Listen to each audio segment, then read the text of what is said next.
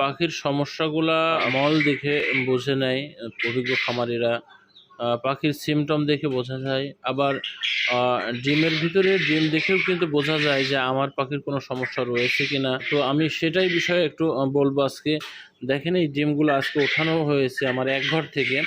তো এই ঘরের পাখির কোনো না কোনো সমস্যা হয়েছে।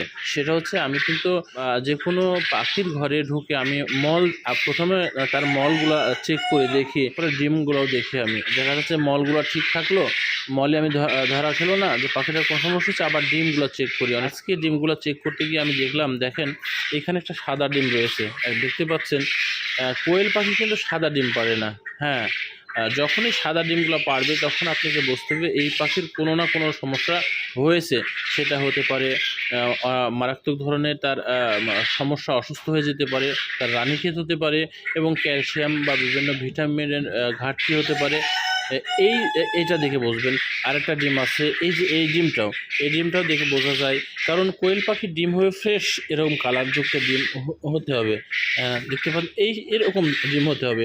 কিন্তু বাহ্যিক ডিম যেগুলো আসবে সেগুলো দেখে আপনাকে মনে করতে হবে আপনার পাখির হয় কোনো ভিটামিনের ঘাটতি হয়েছে, না হয় কোনো রোগী আক্রমণ করেছে। এইগুলা আপনাদের খেয়াল রাখতে হবে।